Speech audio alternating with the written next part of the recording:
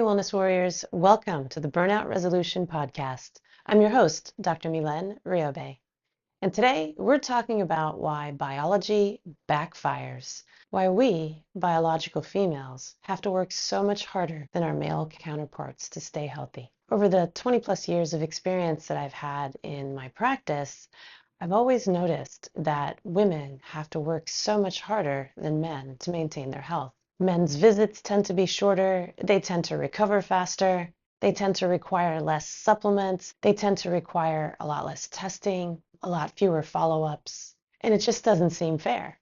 Now, we win the longevity race, right? Women have pretty much always had longer lifespans than men, but it comes with a lot of hard work. Why is that? We're going to talk about that today. We're going to talk about why women tend to get sicker than men, and more importantly, what we can do about it. So women tend to have a harder struggle with their weight.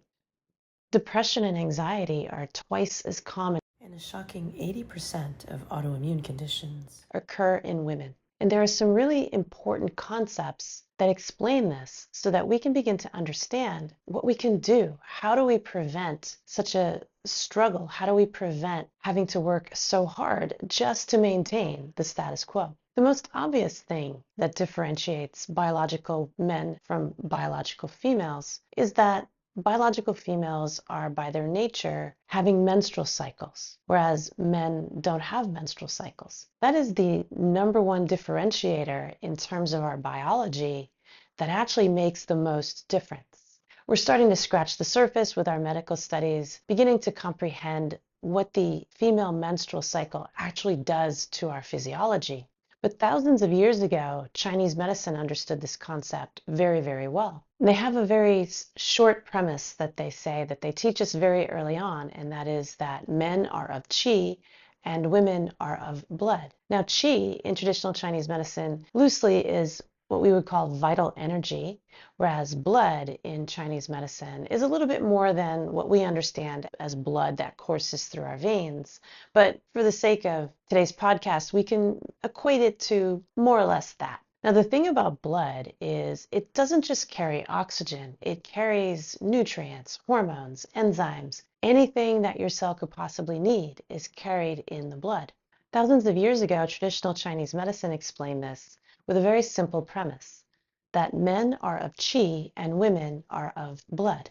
Qi in traditional Chinese medicine is loosely what we would call vital energy. Blood in traditional Chinese medicine is not quite what we understand it to be in our Western model, but for the sake of today's podcast, we'll say that it's roughly the equivalent. Blood contains more than just red blood cells and oxygen. It is rich in nutrients and hormones and enzymes, and pretty much anything that your cells need to function are carried through blood. And so blood contains all of those things. In traditional Chinese medicine, we understand that qi and blood are extremely interdependent. If there's an issue with qi, there can automatically be an issue with blood and vice versa. In traditional Chinese medicine, it's also said that qi is the commander of blood and blood is the mother of qi. So qi helps to generate blood, qi moves blood, and blood nourishes qi. So they need each other, they're very interdependent. Women are biologically the nurturers. We menstruate once a month, we carry pregnancies, which requires a large amount of blood to feed a developing fetus, and we may breastfeed after our child is born, and that consumes a lot of blood as well. And so much of our, biological function as biological females revolves around blood, whereas men get to skate on that, right? They don't menstruate every month, they don't breastfeed, they don't get pregnant, right? And so this is a function that we can't share with men. Now, as women, we share working with men. So men are supposed to be the hunter-gatherers, traditionally speaking, and women are the nurturers, traditionally speaking, right? So if we go back thousands of years, that's what we did. Although, of course, there are many cultures where women were also hunter-gatherers. By and large, men are predominantly the hunter-gatherers and women are exclusively the nurturers as far as a pregnancy and breastfeeding is concerned. Now, that doesn't mean men are not nourishing to their children. Of course they are. But as far as the biological function of carrying a baby and having to make more and more blood, and outside of carrying a baby, having a monthly menstrual cycle that's exclusive to a biological female. Now, if we go back a couple hundred years ago, we'll see that women did not menstruate once a month, and that menstruating once a month is actually not normal. Now, in OBGYN, we study that it's normal for women to have their menstrual cycles every 28 days, and if it varies from that, then something is wrong, right? But that's a new accepted norm. That's really not, if we go back even just 200 years ago and certainly further back in time, no woman was menstruating once a month in the past. So if we go back to statistics and we look, the average woman 200 years ago was having 7 to 8 babies. And so there was very little room in there between getting pregnant and breastfeeding. We had to breastfeed for years. There was no formula back then. So women would literally be breastfeeding for years until their children could eat independently. And so we had a handful of menstrual cycles back then. Now, fast forward, we've modernized quite a bit, and we now have birth control, we have formula, we can pick and choose if and when we want to be pregnant, and we can pick and choose whether or not we want to breastfeed, right? This was not an option 200 years ago. And so now what's become the new norm is that we menstruate once a month consistently, sometimes for decades at a time. And what this produces is excessive loss of blood, right? So when we have our menstrual cycle, we're not just losing empty blood. It's full of nourishment because it's the same blood that was going to nourish a developing fetus. All the vitamins are there, all the hormones are there. Everything is there to nourish and develop a fetus. Every time we shed that blood as our menstrual cycle, we're losing all that nutrition as well. And so what this sets up for the modern woman, which is why we're seeing these explosions of conditions in women that we don't necessarily see in men at the same rates, is that women are very frequently blood deficient. Now, not every woman is blood deficient, but it tends to be a very common thing. Now, you also have immune cells in that blood. You have red blood cells, obviously, in that blood. It's no big shock when we're losing a lot of blood. A woman's hemoglobin might be like 10.5, 11, 12, whereas a man's hemoglobin might be 14 or 15.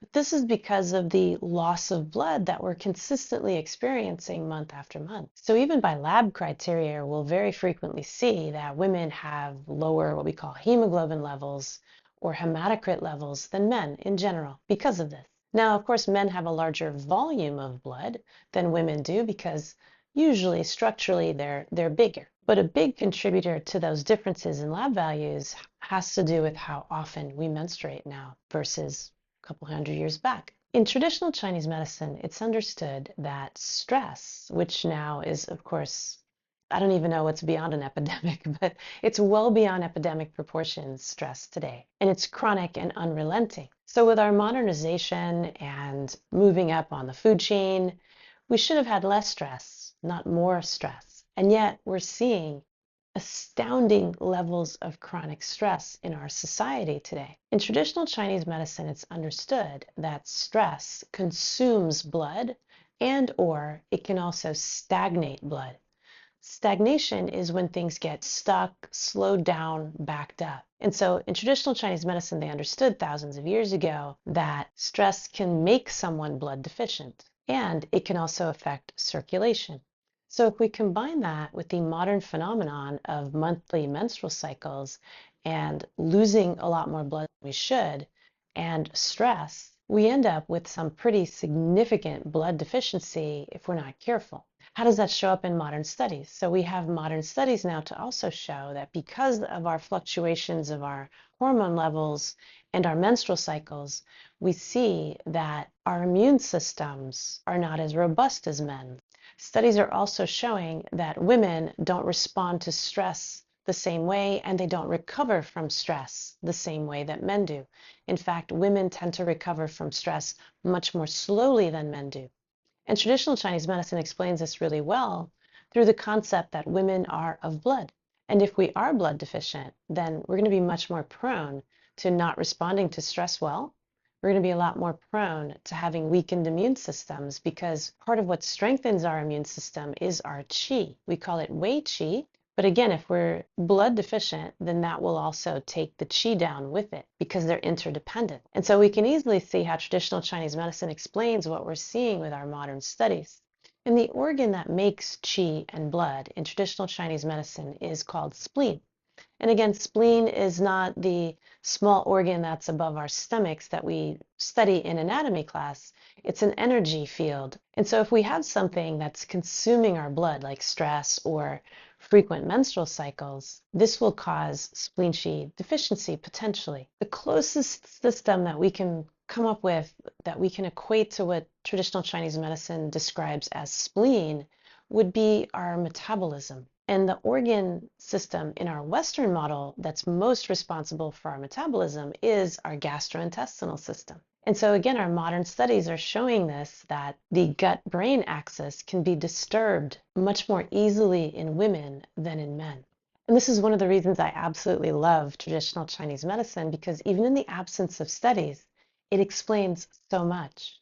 And of course, because the gastrointestinal system has so much to do with our neurotransmitters and mood regulators, we can then see how mood disorders, especially depression and anxiety, can be twice as likely in women than men. And then as far as weight gain is concerned, again, our biology backfires here too. So because we are the nurturers, we have to be able to more easily store fat so that we can feed a developing fetus.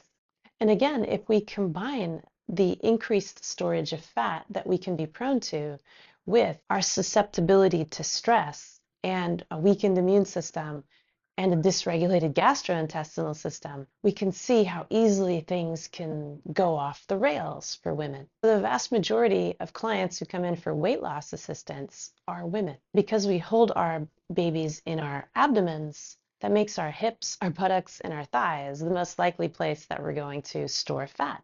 Now, that's a biological function, so it shouldn't be too problematic, right? We should be able to gain the fat while we're pregnant, feed the baby the fat so we don't retain it when we're done. But unfortunately, the stress that we endure going into a pregnancy already a bit depleted from blood deficiency can set up a really slippery slope for women, where it really starts a cascade of uncontrollable weight gain at times and extreme difficulty in losing that weight. We're quickly learning that weight loss is simply not a calories in, calories out situation. And unfortunately, even today, despite knowing that weight loss is much more than just calories in, calories out, we very often still treat it as though it is, even though we have a mountain of evidence to tell us otherwise. So some of the challenges are due to, again, stress and the infamous hormone cortisol. So cortisol interacts and does things to our estrogen and progesterone that are different than what it does to men's estrogen and progesterone. Now, we all have the same hormones. So men and women have estrogen, progesterone, testosterone, DHEA, cortisol, adrenaline. But women have a dominance of estrogen, whereas men have a dominance of testosterone. Estrogen, generally speaking, causes cells to grow. It causes cells to also retain fluid. Progesterone tends to be more of a what we call a diuretic effect. It tends to allow cells to lose water. So between estrogen and progesterone, we maintain our water balance. Progesterone also helps cells to shrink. And so again, between estrogen and progesterone, we can maintain proper cell growth. When we throw cortisol or stress hormones into that mix, women can very easily slip into what we call estrogen dominance. Progesterone, which is that really important hormone to help balance the estrogen so that cells don't overgrow and don't get inflamed, is consumed by stress. In fact, progesterone is literally used to make the hormone cortisol. So if women are too stressed out, we're going to be siphoning the progesterone over to the stress handling side rather than the estrogen balancing side. And despite not having high estrogen levels, despite having normal estrogen, we're still going to be estrogen dominant. And that's going to promote fluid retention. That's going to promote cells getting bigger, i.e. weight gain. Now, of course, having increased cortisol also introduces challenges to the immune system. It will suppress the immune system. It will suppress your detoxification systems as well. And so this is why women are much more prone to toxin accumulation as well, and inflammation. Because in addition to being estrogen dominant, which allows the inflammation to sit there longer, you have a broken immune system, which is producing the inflammation as well. Now you throw toxins into the mix because they're everywhere, right? The latest estimates are suggesting somewhere around potentially 80,000 chemicals in the environment. And so many of them are artificial and synthetic. They are in our air, our water, and our soil. And so inevitably, they end up in our bodies. And they impact women very differently than they impact men. Studies have shown that high cortisol in cases of stress will lead to abdominal fat in women, even if your weight is actually normal. So this is one of the reasons that despite doing all the right things, eating right, exercising, getting your sleep, you may still feel like you have a bit of a pooch in your belly. And that's the impact of stress and toxin accumulation and inflammation. I want to talk about the elephant in the room with weight gain that no one really talks about, but should, and that's cellulite. So we think that cellulite is just a superficial appearance issue, right? And many women want to get rid of their cellulite because it doesn't look pretty. It's dimpled and potentially even discolored. But what we're beginning to understand about cellulite is that it's much more than just an aesthetics issue. And this is one of the reasons, again, that weight loss is not simply a calories in, calories out situation. It's not just a matter of burning more fat. Cellulite is a whole different beast and doesn't respond to traditional weight loss strategies because it's not fat per se. Cellulite is a connective tissue issue that is created by the mechanical wear and tear on the fascia, which is the connective tissue that connects all muscles and nerves, organs, and fat. Our fascia as women is actually structured differently than that of men's. Our fascia tends to run vertically, whereas men's tends to crisscross. Fascia helps do a lot of things. It helps to transmit the mechanical forces as we're moving, contracting our muscles. It regulates water metabolism and inflammation as well. It has a lot to do with drainage of our lymph nodes, and it affects the transmission of nerve impulses. And fascia is everywhere. There's nowhere that fascia isn't. What we're understanding about fascia is that, again, as we go through the wear and tear, especially with stress and toxins coming in and out of the body, fascia can very easily get disturbed. It can get poorly nourished. It can develop scar tissue. And we don't get that fluid movement through the fascia. We have studies to show that estrogen dominance actually makes it much harder to burn fat for multiple different reasons. One of them is that it affects what we call the microcirculation in the fatty tissue in and around the fascia. In other words, the smallest blood vessels that we call capillaries can become obstructed and not allow the proper and smooth flow of blood to and from tissues. And then that can easily cause scar tissue, adhesions, poor circulation, and allow for the fat to essentially become trapped in the fascia, and for fluid and inflammation to also become trapped in the fascia. This is what develops into cellulite. And this is why it's not a calorie in, calorie out issue to burn that fat, because it's almost trapped in there. It's really hard to reach the cellulite tissues for the metabolism itself to break down the fat. And so very often women will hit this plateau and they can't get the cellulite out of their body. And this is what creates that stubborn weight that won't come off. And no amount of dieting is going to get rid of the cellulite. This is what we see with GLP-1 agonists that unfortunately so many people are taking now. They are unfortunately extremely toxic drugs that we're not supposed to take for very long. In fact, when GLP-1 agonists like Ozempic and Mounjaro came out, the initial treatment plan was supposed to be for about 3 months. Then it became 6 months, and then it became forever. We don't have any studies on the forever part. People are the guinea pigs now. And we're beginning to see that although severe side effects are fairly rare, the metabolic wear and tear on people's bodies causes them to regain their weight after they stop the GLP-1 agonists. Many people end up trapped on the GLP-1 agonists because if they stop them, they automatically gain their weight back. We also see that the benefits of having lost the weight, better blood sugar regulation, better blood pressure, all of that is lost as well if you stop the drugs. The problem with staying on the drugs is that the way that they help you lose weight is not safe, which is why you gain the weight back. GLP-1s are designed to erode your metabolism, to break it down. In other words, you're going to burn fewer and fewer calories the longer that you stay on a drug like that. And so once you take the drug away, your metabolism is going to stay low and you're going to just gain the weight back because there's no way to eat such few calories for extended periods of time to keep up with what your body is burning. And it doesn't get rid of the cellulite. GLP-1 agonists work by reducing people's appetites to the point where they just don't feel like eating, so they eat a very small number of calories. When your body perceives itself not to have enough food, it starts to break down its muscle, it starts to break down bone. And we're starting to see that people that are on these GLP-1 agonists for extended periods of time do develop what we call osteopenia or osteoporosis if they're not cautious. So again, this is a sign that these drugs are really not long-term solutions for weight loss. And so where do we go from here? We have this stubborn cellulite that even the harshest of drugs can't get rid of. What can we do? Where do we go? How do we protect our health? So the number one thing to start to do is to change how your body responds to stress. Because if the stress keeps pummeling us, we're not going to be able to get out of these vicious cycles. So step number one is to change how your body's physiology responds to stress. So of course, that's breathing, right? So breath work, really important. Of course, eating well, all of the typical things, right? Stay active, do exercise, eat well, eat healthy, breathe. Now, unfortunately with cellulite, none of those things work for it. And so where do we go from here? Really important steps to take are to find out where your immune system is. What is the status of my immune system? There are some really good cellular level tests of the immune system that will tell you how strong it is or how weak it is and why. And this can guide you in building your immune system back up.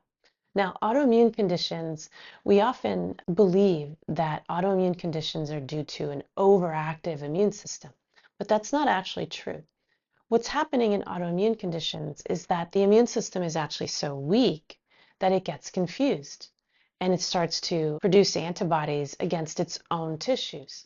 So it's not that it's overactive and necessarily attacking itself. And so sometimes it's weakened due to stress. Sometimes it's weakened due to other conditions, thyroid conditions, for example. Gastrointestinal infections are a huge one because 80% of the immune system lives in the gastrointestinal system. And so looking at the strength of the immune system, making sure that we're optimizing that system as much as we can, looking at the gastrointestinal system to make sure that you're absorbing properly, that you don't have any infections in your gastrointestinal system, such as SIBO, which we've discussed quite a bit on our podcast. When people are very stressed out, they're more likely to get SIBO. And then we get these vicious circles, right? You can see how confusing it can get, right? You get estrogen dominant and that causes something. And the cortisol makes that worse, right? And then the immune system not working makes that even worse.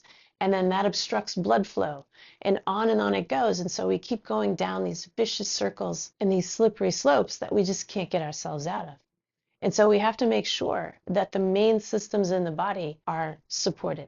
Now, the adrenal system is another really important one. So breathing will help you, but you also want to get your adrenal system checked, and that's with saliva testing, so that you see, what does my cortisol look like? Is it too high? Is it normal? Is it too low? What does my DHEA look like? DHA is really important. It's a hormone that is what we call the anti-stress or the anti-aging hormone. It helps you rebalance from stress. So it helps give you energy, helps normalize blood pressure, helps you be calmer. So a lot of people who have anxiety and even depression, when we check their adrenals, we'll see that their DHEA is low. And that's one factor that can be contributing to depression and anxiety on a physiological level. So making sure your immune system is working, making sure your adrenals are working properly, and making sure the gastrointestinal system is functioning properly. And then working closely with an integrative medical doctor if any of those systems are out of balance, so that you can shore up your foundation. Probably the two most important systems in your body for long-term health is the adrenal system and the gastrointestinal system. If all you're doing is working on superficial things and those two systems are not functioning well, you're not going to get anywhere. You're just going to go around and around in circles. Unfortunately, blood work doesn't show us what we need to know about the adrenal system. So saliva is the gold standard for that particular system. You almost never find adrenal disorders with blood work. Same with gastrointestinal issues. The standard stool analysis that's done at a primary care physician's office typically will not show us the microbiome. It won't show us if you're absorbing properly. It won't show us if you're making enzymes, and it won't diagnose SIBO. So very often the stool comes back quite normal, even when someone has a SIBO infection or a small intestinal bacterial overgrowth. The gold standard for that is a breath test. So if you have any GI symptoms, such as loose stools, constipation, heartburn, bloating is a huge one, more peripheral symptoms like brain fog, fatigue, that's a big one.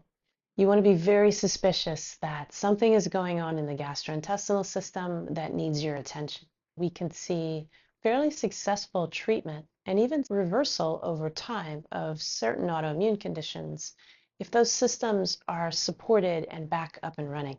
So for my clients in my private practice, these are very common tests that I do. And over the years, what I've noticed is if their adrenal systems are supported with the right supplements, and sometimes that requires hormone replacement therapy, and if their gastrointestinal system is functioning well, in other words, they're absorbing their food well, the microbiome is functioning properly and well balanced, and there's no significant infection in there, these patients thrive and they do really well. They prevent conditions like depression, anxiety. Very often they can even get off of a lot of the medications that are prescribed for these conditions as well. But again, this requires medical supervision. It's not really something you can do on your own. So what can you do on your own? What can you do in the meanwhile if you've got that stubborn cellulite, you've got this weight that you just can't quite get off? So in addition to all the lifestyle things we talked about that are imperative, getting to that cellulite is really, really important. So because it's kind of a wadded mess in cellulite, right? There's poor circulation in there, there's fat in there, toxins, inflammation. Usually there's estrogen dominance as well. And so that makes the usual lifestyle and dieting unsuccessful because if the circulation is poor and you can't get nutrients into those tissues, you can't get the things that are necessary for the fat to be broken down and for the cellulite to be broken down and for circulation to improve. This is what makes the dimpling that we see with the cellulite persist. So what can we do to get rid of this stubborn cellulite? Thankfully, there are a couple things that have been shown in studies to actually work really well for cellulite because they get to the root of why the cellulite is there in the first place. One thing is foam rolling. So for me, I like to use the brand Rumble Roller because it's like a brick. So you can see different levels of foam rollers. They've got the fluffy ones that are kind of soft. They've got really long ones that most people don't need. The one that I use, I should have grabbed it before I started my podcast, but it looks like a spike ball, a spike roller, but it's made of rubber. It's very firm. So when you're rolling on it, you really actually feel it. It's not smooth. You don't want necessarily something smooth. You want something a bit spiky with texture. But studies show that using a foam roller on the cellulite, and you want to apply a good bit of pressure on it, and so you end up laying on the foam roller and putting your body weight on it. What you want to do is you want to look for the areas that are actually tender and painful because that's your sign of where you need to work. That's where the mess is, if you will. What we end up seeing is we may have cellulite on our thighs. And I know because recently I actually had this issue. One day I just woke up and suddenly I had cellulite on my legs that I hadn't had before. And then it spread to my entire body. Not the cellulite, but inflammation. I felt completely inflamed. And I had to do a ton of research because I was eating well, I was working out, I was doing all the things, but I was really under a lot of stress for that period of time. And so what was happening is literally the cellulite was obstructing my lymphatic drainage. And that was creating this broad inflammation. And my ankles were even swollen, right? And that never happens to me. I'm supposed to be the one that takes really good care of herself. And so this was alarming, right? And I knew it wasn't anything like my heart and kidneys. I'm healthy in that regard, so I knew it wasn't that. But it drove me nuts for a little bit until I realized, wait, this isn't a lymphatic drainage issue. This is a cellulite issue. And so I started researching, looking at medical studies. How do we get rid of the cellulite? And so we see, is this really actually what the deal is? Came upon the foam roller studies, and they were actually quite convincing. And I did see results very quickly doing foam rolling. And so now I'm in the habit of doing foam rolling. I happen to have a foam roller here because my back sometimes, my upper back, I hold my stress right between my shoulder blades. And so I often have to use that foam roller quite a bit to get in there and get the knots out. And so I used it on the cellulite as well on my legs. And I noticed a huge difference in a very short period of time. And so foam rolling is important. What does foam rolling do? What do the studies actually show? So because the fascia controls hydration of the tissue and really your entire body, although it's obviously more visible on the skin, foam rolling has been studied and shown to be very good for actually helping to restore that tissue and to rehydrate it. The way that it does that is it reduces the stiffness of the fascia because you're going to break apart the adhesions with the foam roller. So you really want to stick to where it actually hurts and just lay on it for a while. There were times where I even felt like crunch in my skin, like I could tell like it was really scarred. I lift fairly heavy weights, and so I put quite a bit of pressure on my thighs with my workouts. And so I'm sure the mechanical wear and tear over the years created those adhesions. And again, because as a woman, our fascia is vertical, that allows the cells to expand more, allows the inflammation to be much more prominent in us than in men. And again, because lymphatic drainage can be obstructed if the fascia is not allowing the proper flow in and out of itself, foam rolling has actually been studied and shown to improve lymphatic drainage. And so for me, when I first had this issue, I immediately thought of getting lymphatic drainage, right? That was the first thing I thought of. And I went and I got it. And it worked for like 20 minutes. And then I got the inflammation back, right? I know how to lose weight pretty quickly. I did competitions, figure competitions. I did one right after my daughter was born, and then again another one right after my son was born, just to get back in shape. And so I knew what to do and it wasn't working, right? So I was like, all right, my lymphatics must be obstructed. And so I went off and had that done and realized very quickly, okay, that's not it. And that's what led me to the fascia. So it's the other way around, right? We want to make sure that we're using the foam rolling to release the lymphatics so that they can drain better. So once you're doing the foam rolling and you're getting the impact of reducing the stiffness, breaking up the adhesions, now you're going to improve the circulation in that tissue. You're going to release the inflammation that was there.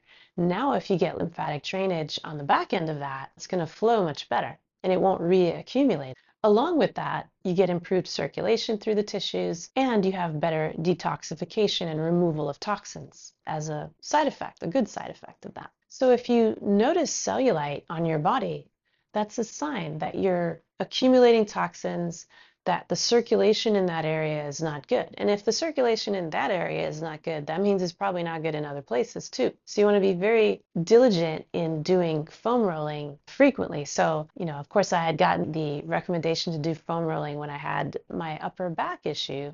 And you feel better and you stop doing it, right? But again, like everything else, if you stop it, you lose the impact of it, you lose the effect of it. So just like I never stopped going to the gym, so now I have to never stop doing my foam rolling either. So that's one way to start getting rid of the cellulite is through foam rolling. So you want to lay on those painful areas for a good 2-3 minutes. You may get some bruising, so be wary of that. Don't put too much pressure. You don't want to put your whole body weight on it, but you want to put a decent amount of force on it so that you can break up those adhesions and to get the best results. You can work with the trainer so that you do it safely. You can also use a wall, so you can lean back on a wall and do it as well. Now, doing the fronts of your thighs, you want to lay on the floor and use the foam roller on the floor. Again, you don't want to put all your weight on it, so you want to have your other leg, for example, on the ground so that you're not putting your full body weight on the foam roller itself, or you might injure yourself. So be very cautious with that. But you can enlist the support of a personal trainer. And also there is myofascial therapy, so people who are quite skilled at releasing fascia, and they can be a huge resource as well. The other advantage of foam rolling is, of course, it helps reduce pain.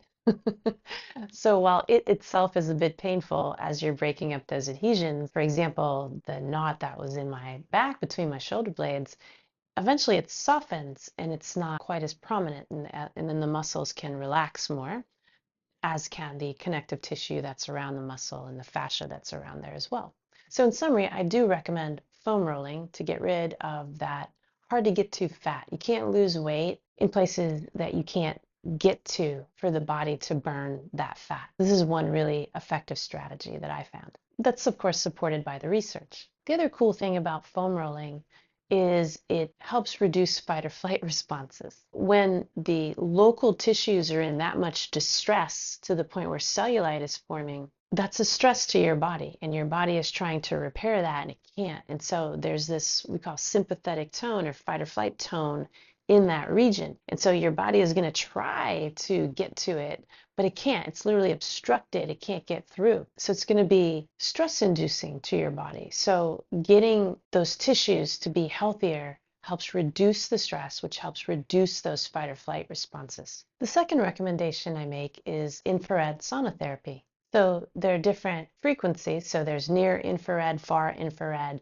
But generally speaking, I'm going to just use the word infrared therapy. Again, actually quite well studied for this. Now, in combination with exercise, it's much better. So again, with a good weight loss program, adding infrared therapy can help reduce the cellulite as well. Infrared therapy has been shown to help remove toxins. It improves circulation. So in the case of cellulite, it's improving the microcirculation that tends to be poor. Infrared therapy also stimulates collagen production, as well as elastin. These proteins are very important for maintaining the integrity of our bodies. So collagen is the most abundant protein in the human body. Infrared also helps burn more fat and improves lymphatic drainage as well.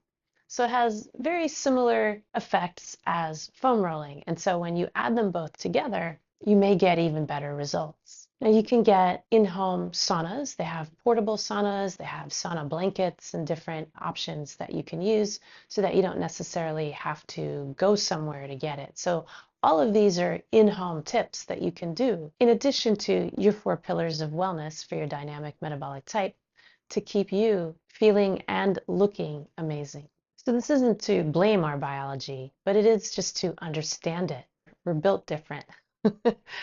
My daughter says that to me all the time. So I always marvel at how she seems to just go through life unscathed. She's a master manifester. And so when I give her that look, like, how did you do that? She looks back at me and she just says, I'm just built different. So we're built different and it's okay. So again, knowledge is power. So understanding what our so-called vulnerabilities are is a huge strength. So quick recap. Women tend to be a little bit more blood deficient because of our menstruation. We tend to menstruate now more as modern women than we did in the past. That sets us up for having stress impact us a lot more than it does biological men. We don't recover as quickly from stress. The stress effects linger with us longer, which means our immune systems are suppressed longer. Our gastrointestinal systems are suppressed longer, which sets us up for increased inflammation, potentially increased mood disorders, increased autoimmune conditions, increased weight gain and difficulty losing that weight. Also sets us up more for cellulite. And again, cellulite is that dimpling on the surface of the skin that you see that's different than what we would identify as fat. Fat would be a lot easier to actually get off through diet, exercise. Cellulite sets up poor circulation due to the fascia not allowing the proper flow of fluid and creating obstructions in circulation, allowing more toxins to accumulate. And so diet and exercise don't work for those reasons. Now we can add in foam rolling to the areas that you see the cellulite, and we can add in infrared therapy. Now, infrared therapy is best if you use it fairly frequently. Studies suggest that the more you use it, the better it is. About 5 days a week would be great for about 30 minutes. Temperature is roughly 130, 140 degrees. Now, you don't want to just blast yourself with that right off the bat. Make sure you start low, temperature of about 100 degrees, and just slowly work your way up to what you can tolerate. Now, the in-home saunas, usually your head is out, so you don't have to worry about feeling dizzy and queasy like you do in a sauna room that you enter. That may be a distinct advantage. Now, again, if you have any other symptoms, fatigue, brain fog, heartburn, loose stools, bloating, constipation, make sure that you get your gastrointestinal system checked out by an integrative physician. And if you are under stress, which there's probably no one alive right now who's not under stress, getting your adrenals checked out with saliva testing is also recommended. So you can rewire your biology with the right tools. And so I hope you found this podcast to be helpful. And if you did, please like, share, and subscribe to our podcast. Don't forget, we're doing our 7-day Metabolic Burnout Reset Challenge starting on July 8th. So click the link below to join us on our private community where we'll walk you through step by step what you can start doing at home that will make all the difference in getting you out of burnout. So hope to see you there. If you haven't taken our burnout assessment, I invite you to visit awakenedwellnessnow.com, take our assessment. You'll find out your dynamic metabolic type and get some tips on how to start applying that to your 4 pillars of wellness to help you start beating burnout. If you'd like to know more about our corporate offers, please connect with me on LinkedIn. I'll be happy to share our burnout risk assessment tool for corporations and walk you through how to get your team thriving and happy. And until next time, many, many blessings. Thanks for watching.